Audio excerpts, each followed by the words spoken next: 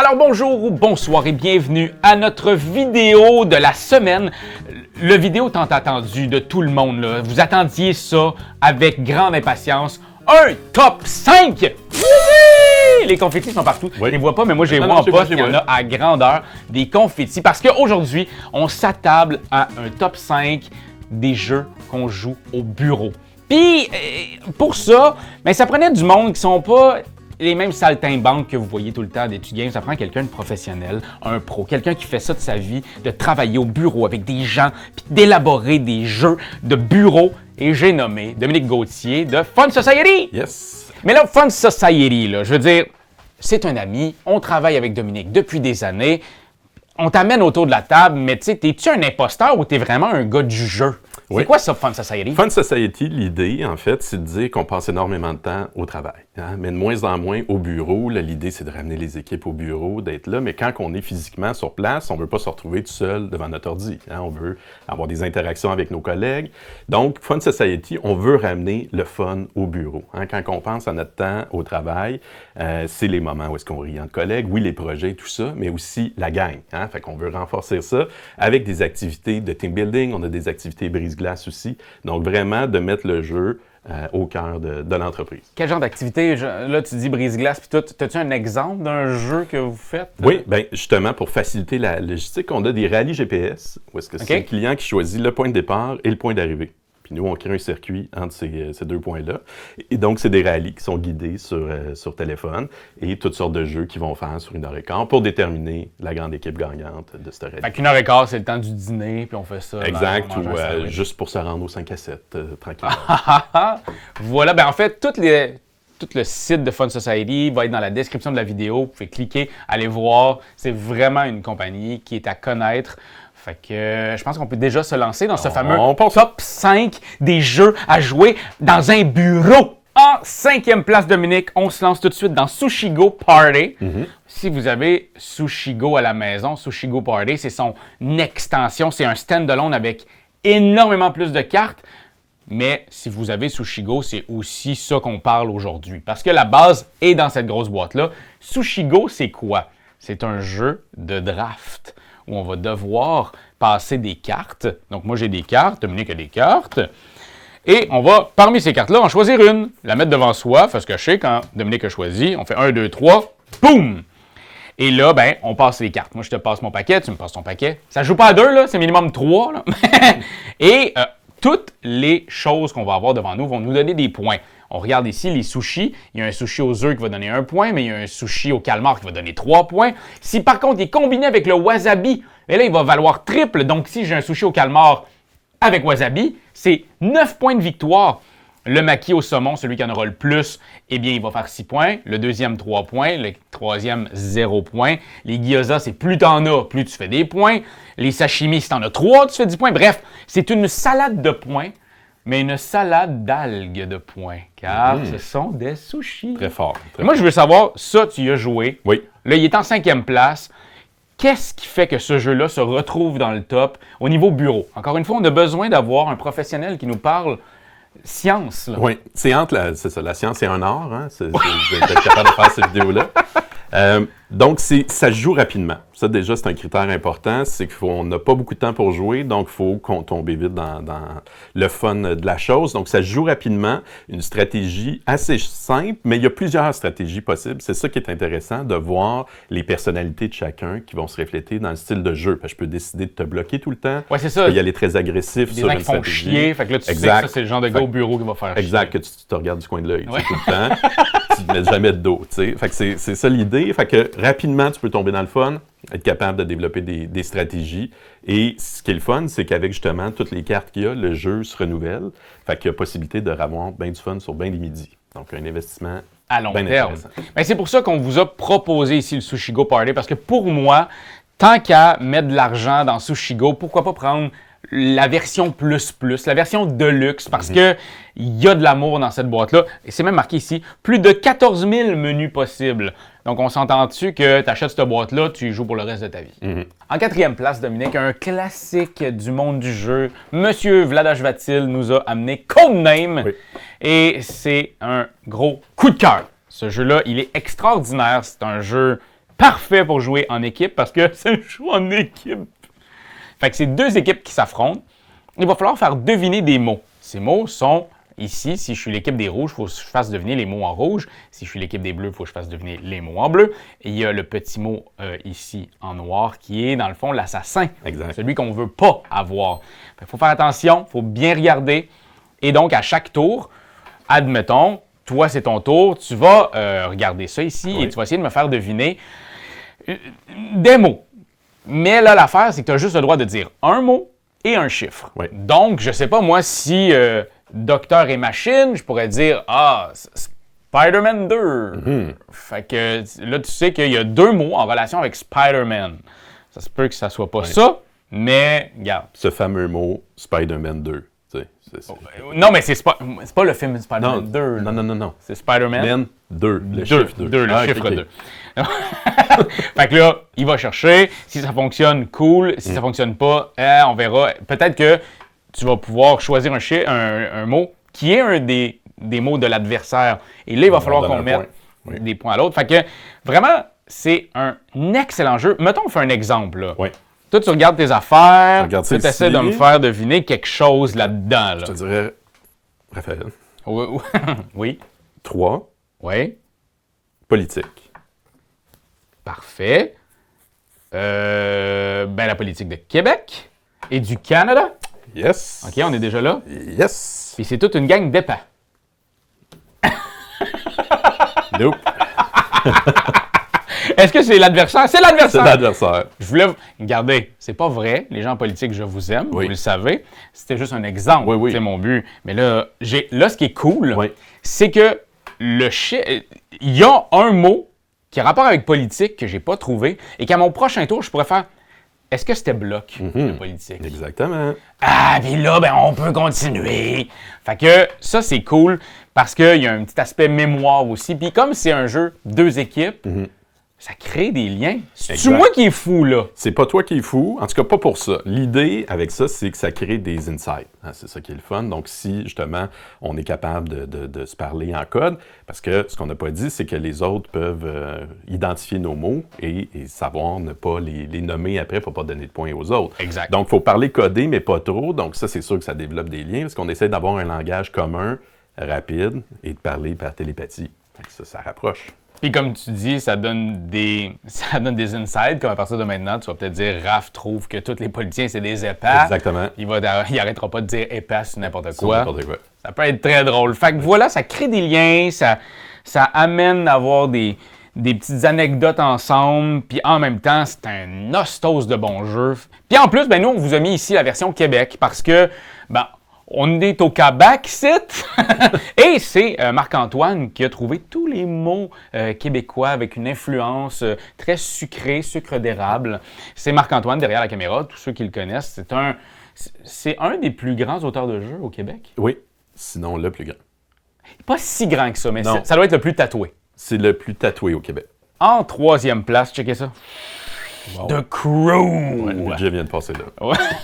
Ouais, c'était beaucoup d'effets spéciaux à faire. The Crew, qui est un jeu coopératif. On joue tous ensemble contre le jeu.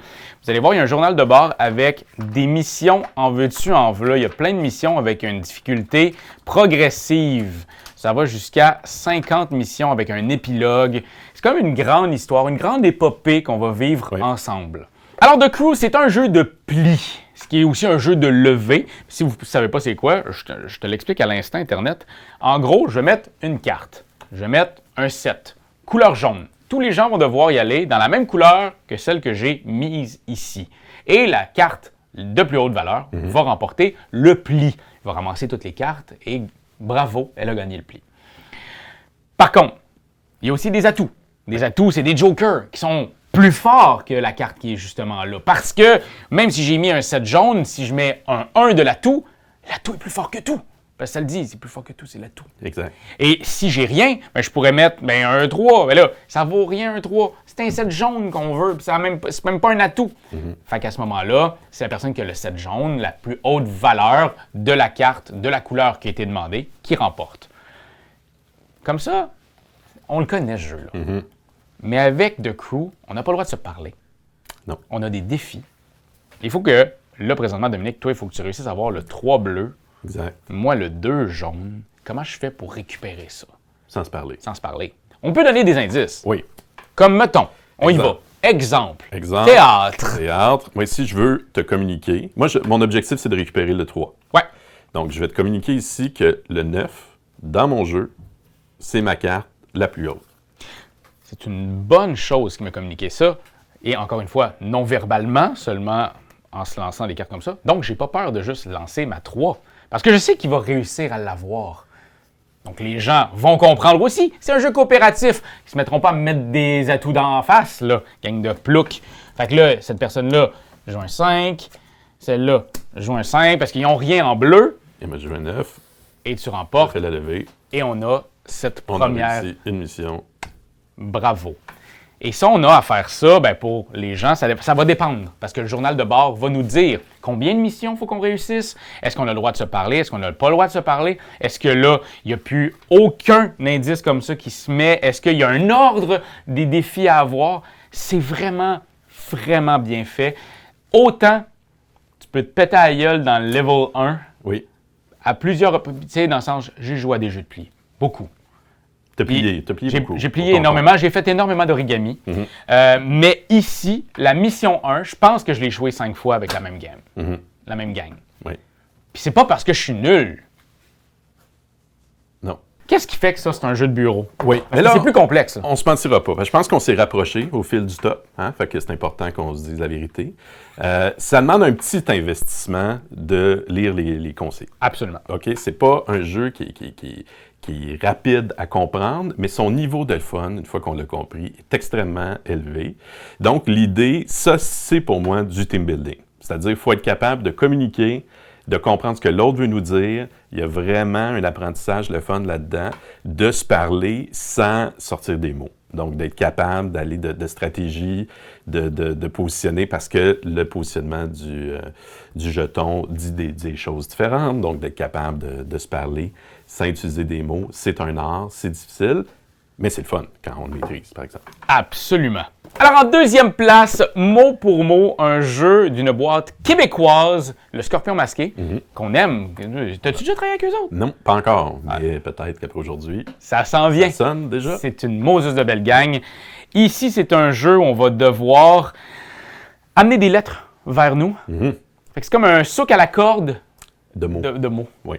Alors, comment on joue à mot pour mot? C'est super simple parce que c'est deux équipes qui s'affrontent. On a un temps imparti de... Je me rappelle plus combien de temps, mais ça va vite. Vous allez voir, ça va aller plus vite encore quand tu y joues.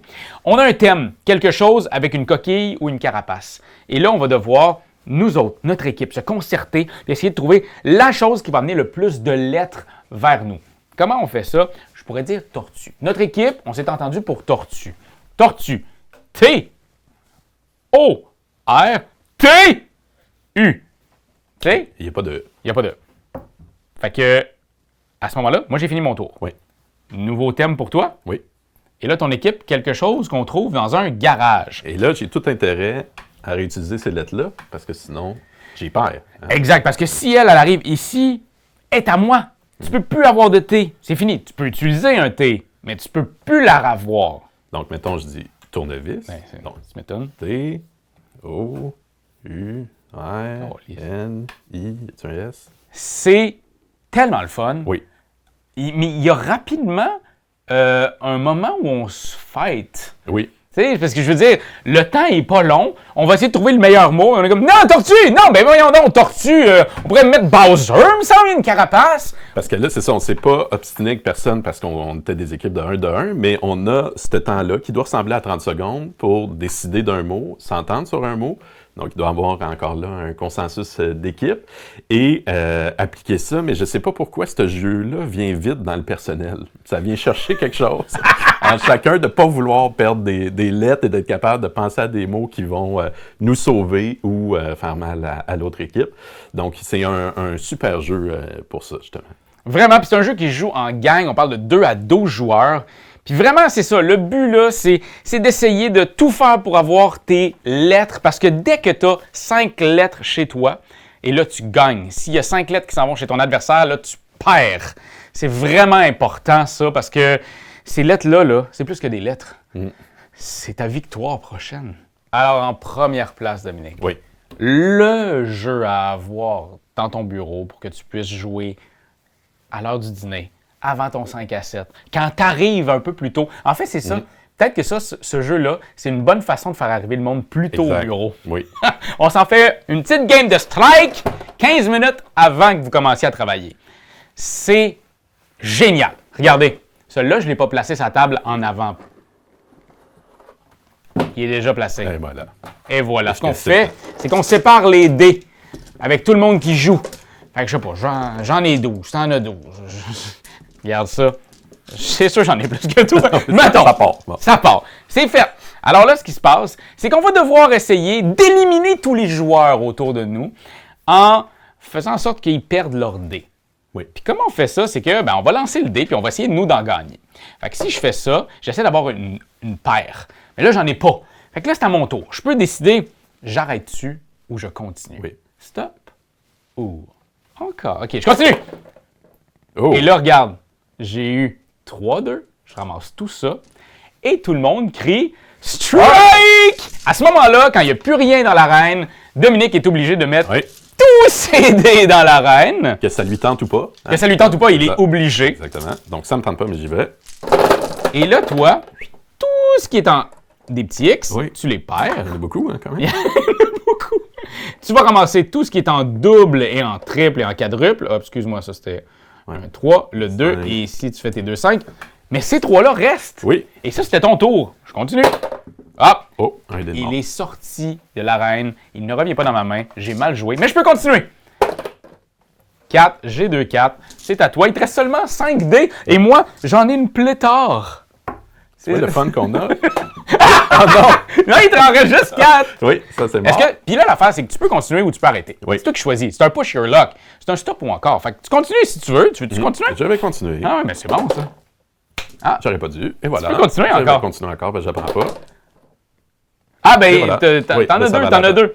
Fait que tu restes avec 4 dés. Moi, je continue. On y va. Ah, je l'ai perdu, mais j'en ai tellement. Ça me dérange pas d'en perdre. J'en ai 2. Et à ton tour. Et on continue. Hey, pour vrai, je veux dire... Oh! C'est quoi, regarde! T'as fait un Et là, strike! Thierry, Strike! Et là, je perds seulement qu'un. Je ramasse les 2. J'ai toujours 2 non. Je ramasse les 5. J'ai beaucoup de 5. Je ramasse les 4. Ouais, et je ramasse les 6. voilà.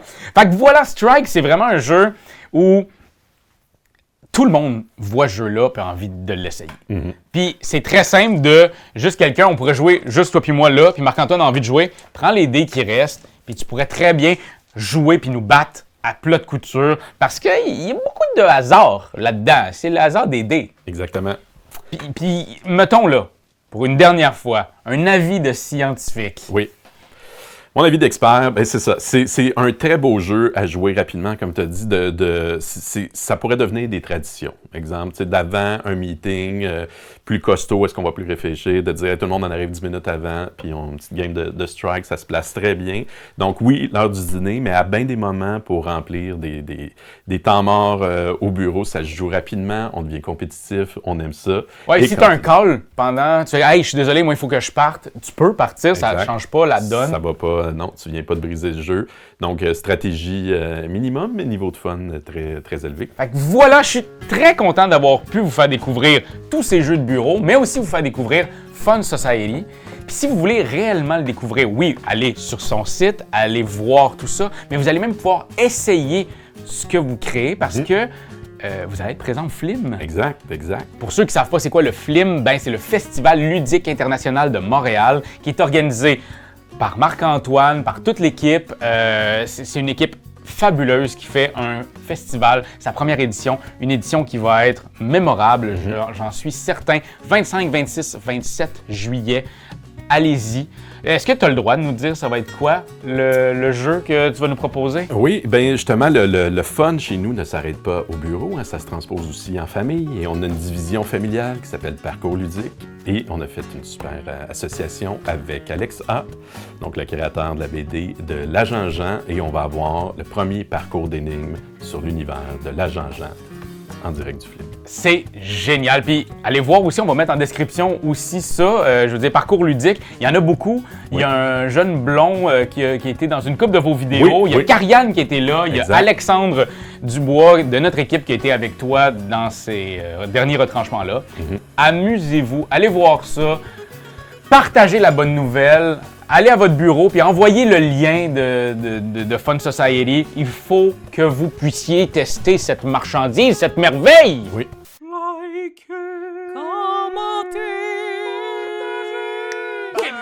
C'est juste ça qu'on te demande! Hey, come on! T'as aimé le vidéo? Hey, y'en a plein ici qui pourraient être trop cool! Abonne-toi!